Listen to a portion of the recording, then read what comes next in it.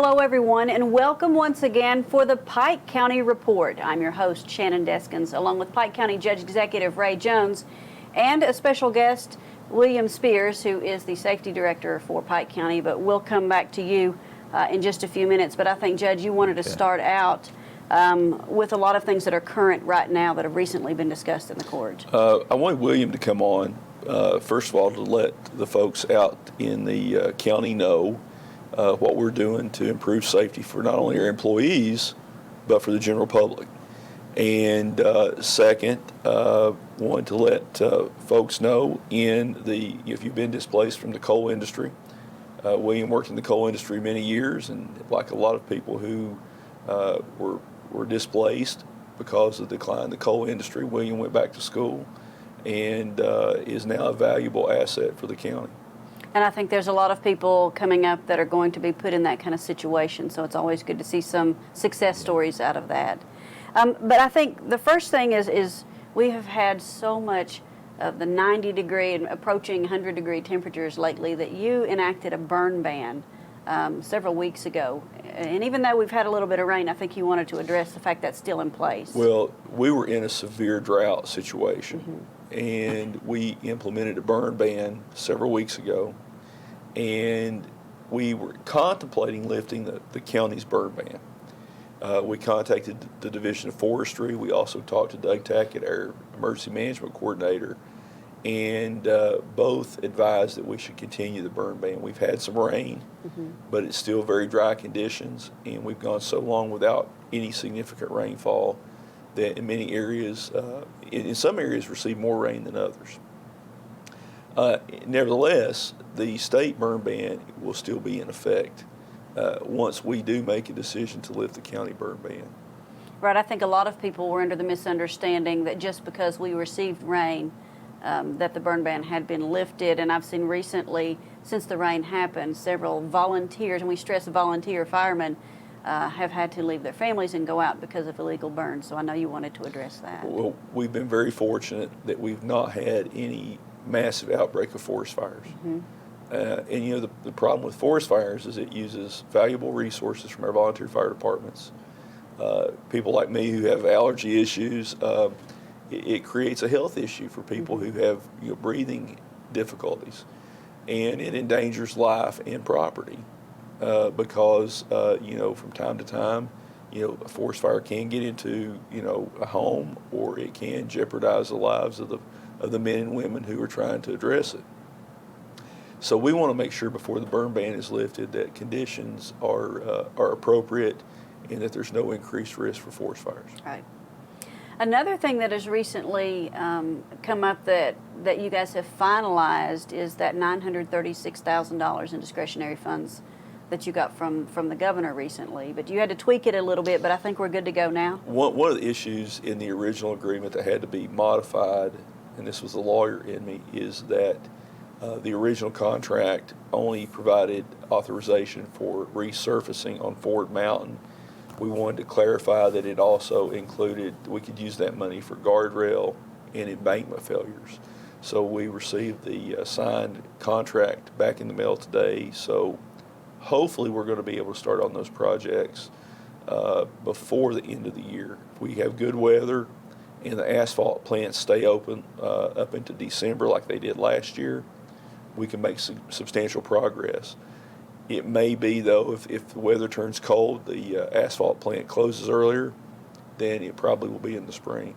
But that's $936,000 of state discretionary road funds that we were able to obtain for four major problems that we had. We didn't have the money to deal with. And we're going to be going back to Frankfort in the spring saying, look, we need help. We're going to be meeting with our legislative delegation and pointing out the problems that we're having with our transportation infrastructure at the county level. Okay. And then you recently addressed the property tax rate. We're at that time of year when people are going to start getting those property tax bills in the mail, and I think you wanted to clarify a few decisions that you guys have made.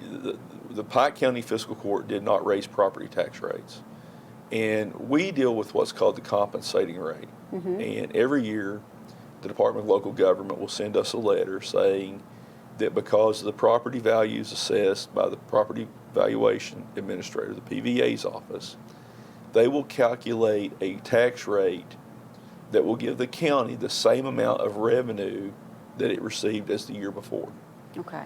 And we kept the tax rate at the 18 cents per 100 on real property. We didn't raise the personal property or tangible property either. And we kept it at 18 cents because we recognize that so many families are struggling. We also recognize the fact that we've had to raise the garbage bills, and we've had to increase the 911 surcharge so our 911 system doesn't collapse. So we kept the property tax rate at the same level. Now the net impact, it will cost the county a couple $100,000 this next year and every year going forward. This court is committed to trying to avoid raising property taxes. We did not raise them this year, and hopefully, if the county's finances are stable, for the remainder of this term, we'll be able to avoid raising property tax rates. There's no guarantee on that, right, because we don't have a crystal ball. We don't know what the circumstances that the county will be facing in 2 or 3 years will be. But for this year, there would be no increase in the county property tax rate from the fiscal court. And I know one of the things that we've talked about continually is coal severance taxes and how they've just been, the revenue from that has just been on the decline. And it doesn't look good for going forward because we just had the Cambrian layoffs that I know you wanted to talk about. We've taken another hit. As recently as 2012, the county received about $5.75 million, roughly, in coal severance tax. Well, this court budgeted $1 million for this fiscal year. The first quarter, we would have anticipated $250,000, and it was about $80,000 below that. So we do not believe that we will hit the $1 million threshold at least. We'll have more information at the end of October when we get the second quarter's coal severance tax returns, but it's not looking optimistic. And I know that people are taking steps now because of those layoffs. I mean, you mentioned right before we started the show that the EKSEP has organized a job fair coming up pretty soon. Well, on October 15th at the new Pike County Library, we will be having a job fair, I'm not even sure the job fair is a proper term, right, but a program that the East Kentucky Concentrated Employment Program will be hosting from 1 o'clock to 6 o'clock for the miners that were displaced with the Cambrian layoffs, to help them with, to advise them about job training opportunities, employment opportunities, and government benefit, what government benefits may be available to them. It's a very good program, and we encourage all those who have been impacted by the Cambrian layoffs to participate, because there will be help there, people there trying to point them in the right direction. And it's not just Cambrian. Yesterday it was announced that Black Hawk, the mines were in West Virginia, but there's a lot of miners that were from Kentucky, Pike County in particular, that work for Black Hawk that were laid off. I think the total, and it was in Mingo and Logan counties, and there were 4 mines that are idled now, and then 2 prep plants. But like you said, Mingo County is on the border, just on the other side of South Williamson, and then Logan is next to that. So and that was sort of surprising because the met coal market had been relatively strong.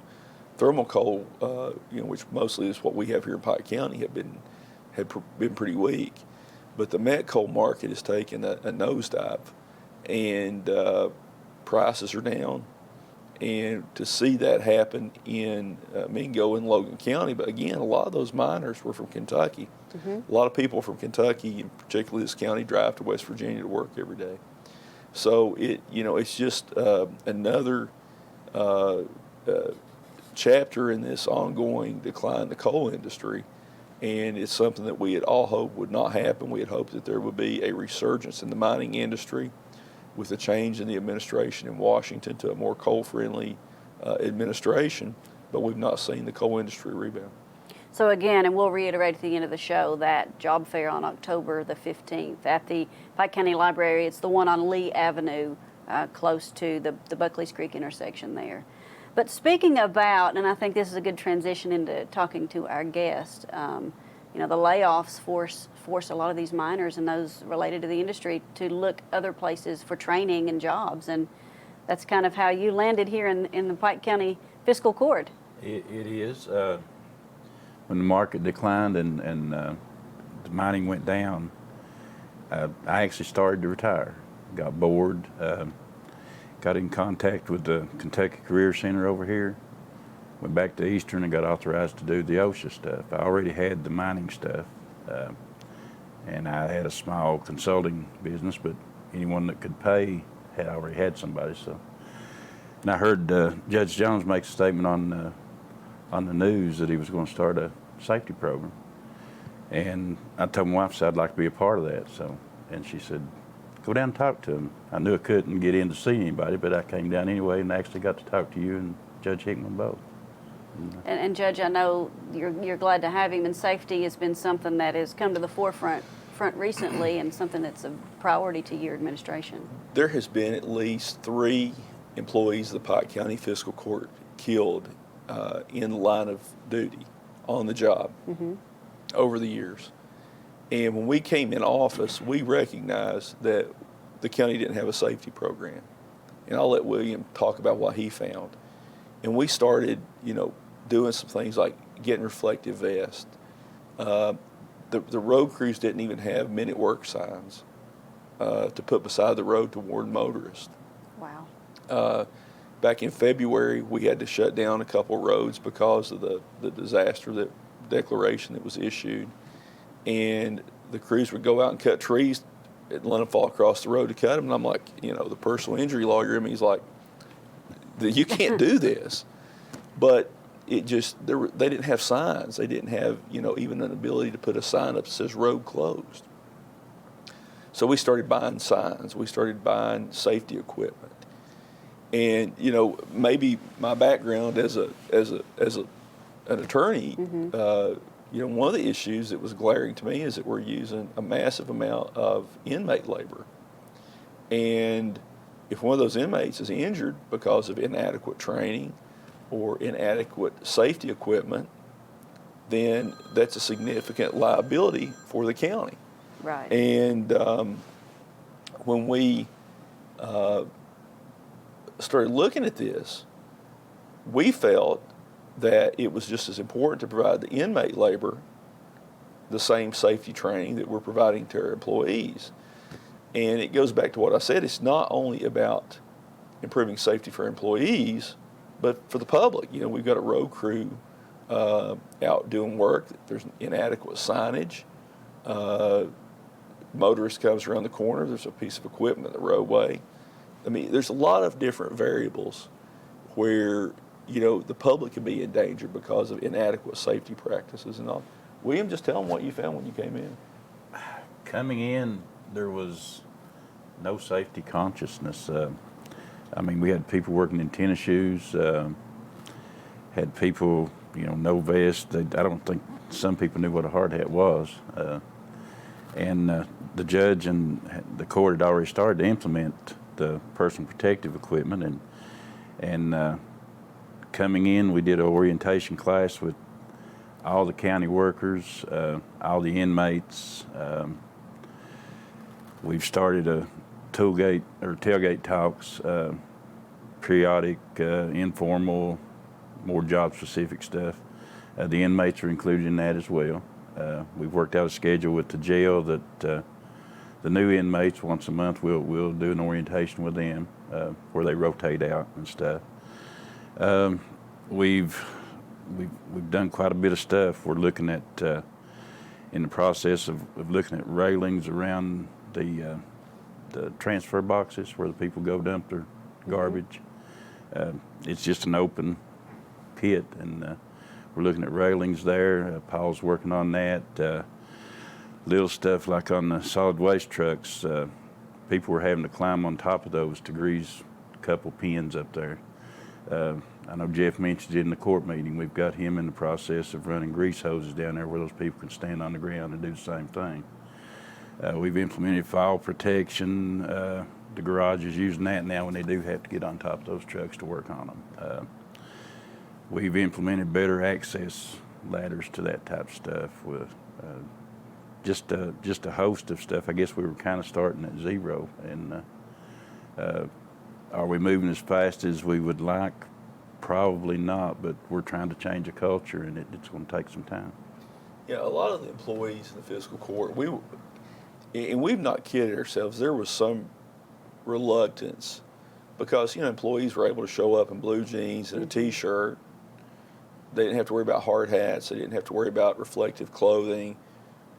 A lot of them, as William said, would show up for work in tennis shoes. And it's a safety issue for the employee, for their coworkers. And, one of the issues is how it impacts the taxpayer is the fact that if we can avoid accidents, on-the-job injuries, it helps us contain our workers' compensation cost and our general liability premiums. So, but just as importantly, it protects the county workers because, our goal is to make sure we don't have any serious accidents or injuries. In 2000, I don't want to give you a year, but under the Rutherford administration, the county did have a safety director, a good friend of mine, E. Jackson, who is the Belfry Fire Chief, did a great job.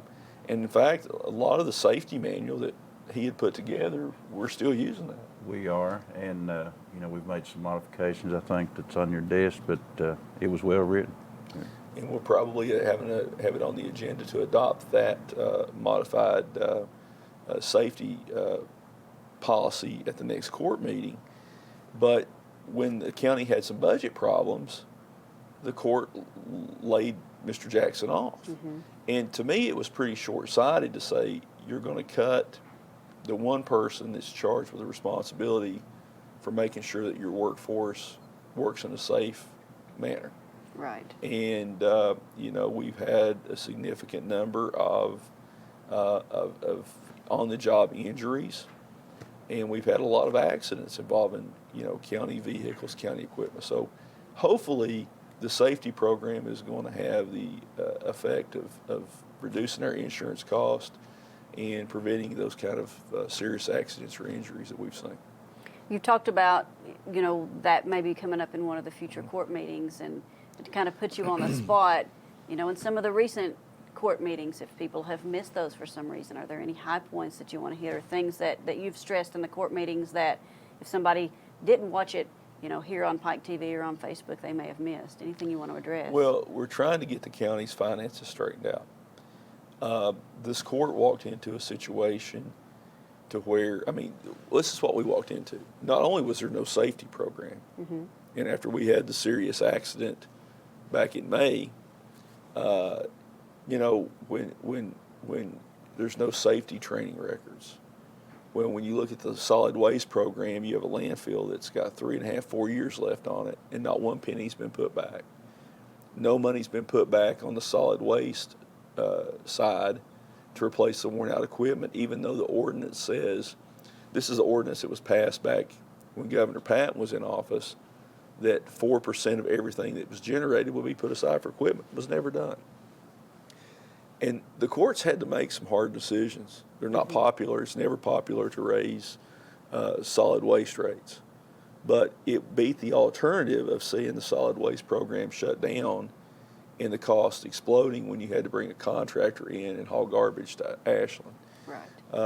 We've had to deal with the issue of the 911 surcharge. And those are the kind of issues where, we've lost 11,000 landlines. And that's how your 911 system is predominantly funded, is on a surtax or surcharge on your landline. Most people don't have landlines any longer. Doug Tackett, our 911 coordinator, said that when he first came in, there were 28,000 landlines in Pike County. You're down to 17,000. And the money that's generated pays for your radio system for your volunteer fire departments, your rescue squads, your EMS. And we were in a position where, some of these radios are 20 plus years old. And we have a shop in the Hall of Justice where we repair the county radios.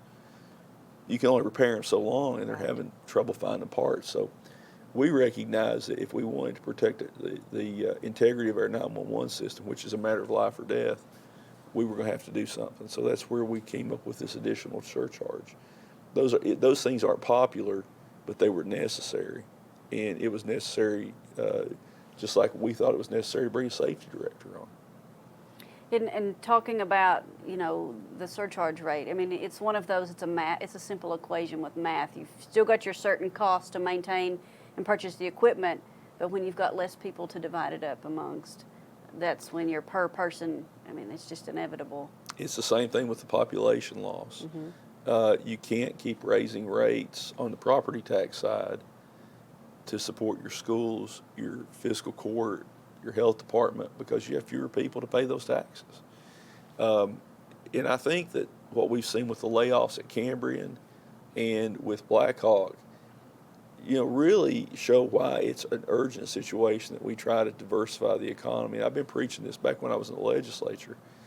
But, you think about this, Shannon. We walked into a situation where the county did not have an industrial site ready to try to bring a business in. And if you don't have a place to put a company, they're not coming. Right. So we're hopefully going to be able to make some progress on the Wolf Pit site. We had an idea board meeting yesterday, which would have been October 8th.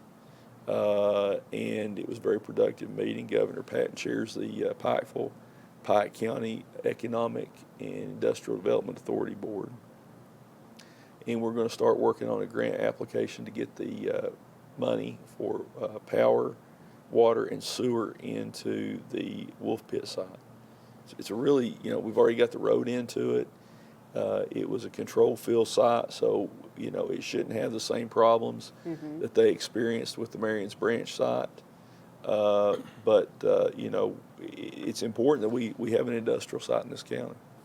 And, we've addressed this before. It's the important, it was looked at when they started filling these sites with the new 460 construction that the land was compacted a little bit differently. So it's good that the forward thinking was there to make this site more readily available. And we're going to try to work with the city of Pikeville. We've got a good working relationship with them. And we're going to have a site fairly close to the city's industrial site. Those sites could work in collaboration if we can get the right businesses in there to where they could be mutually beneficial. But it's something we have to do.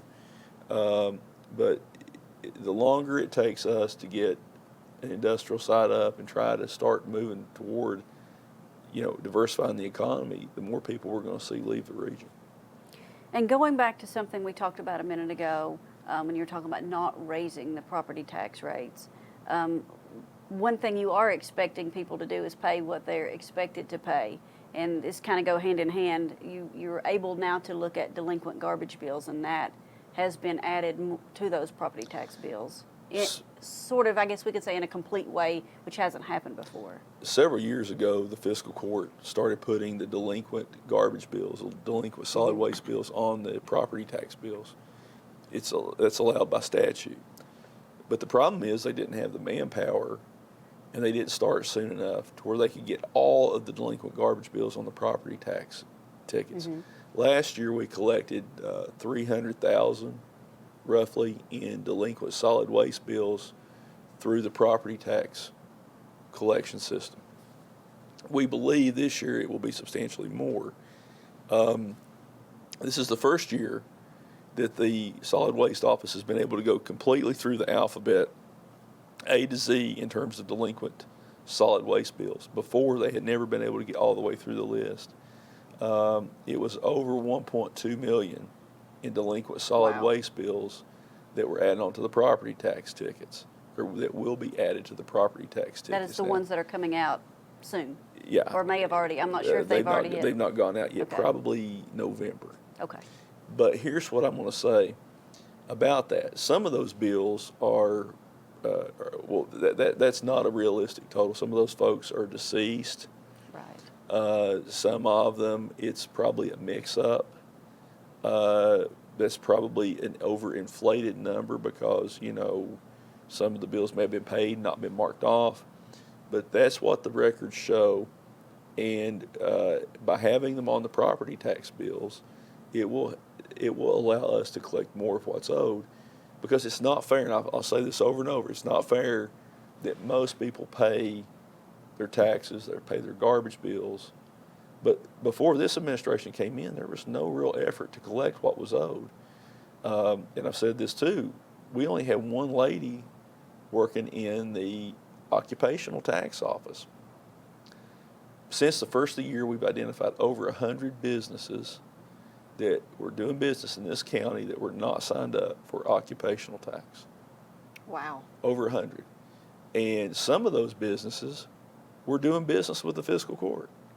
There were county vendors that were not paying taxes that were doing business with the county. So we put an ordinance in place that says if you're not registered and current with occupational tax, you're not eligible to do business with the county. I think that's only fair.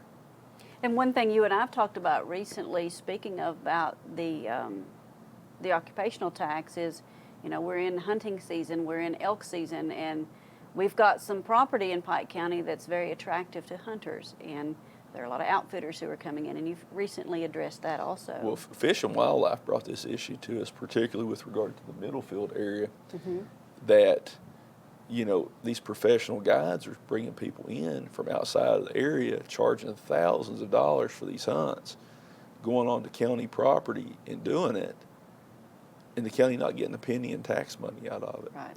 So the court, because of the effort to, you know, because the elk restoration area around Fish Trap, we wanted to make sure that we didn't have elk hunting on the adjacent property, so we wanted to make sure that there was some tourism potential there. A lot of people are coming in just to do elk viewing.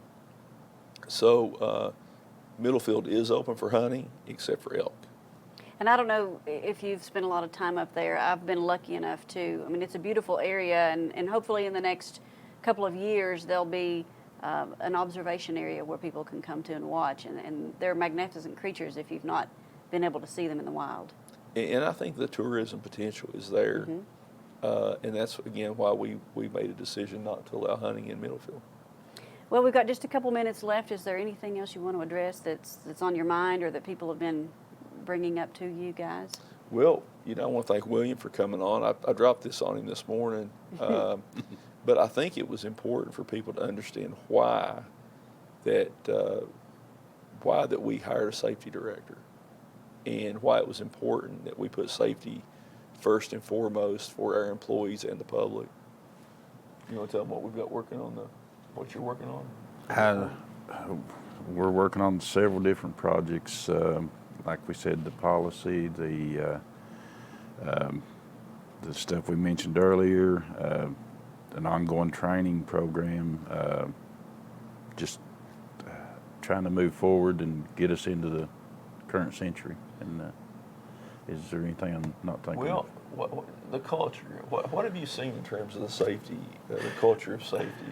Are you seeing any progress on that? We're seeing quite a bit of progress. I mean, like I say, we were starting at ground zero, kind of, but the people are very receptive. Haven't seen any pushback, and I kind of totally expected it. You know, you and I talked this morning. I expected some pushback, but you can see people moving forward. You can see them start to get out of their truck, and they'll reach back and grab their hard hat where normally they would have. You know, you can see some progress. And I think one of the pictures that he had in the video in the orientation, which showed what happens to somebody's head, was it a brick that fell? Brick had fallen on a guy's head. Just a brick. Wow. With no hard hat. And we've had at least one incident where a hard hat has already prevented a significant injury. Yeah, I'd forgotten about that. We had a guy on a zero-turn mower that lost control and bumped into a culvert. It ejected him off. He landed on his head. He had his hard hat on. He actually came to me and said, you know, even if I hadn't had it on, it could have seriously injured me or whatever, you know. So. And the hard hats we bought are some of the best ones made that will stay on your head a lot better than the older style. They have the adjustable straps, and I can't take credit for this because the judge and the group had already done this, but they have the adjustable straps that stay on your head better.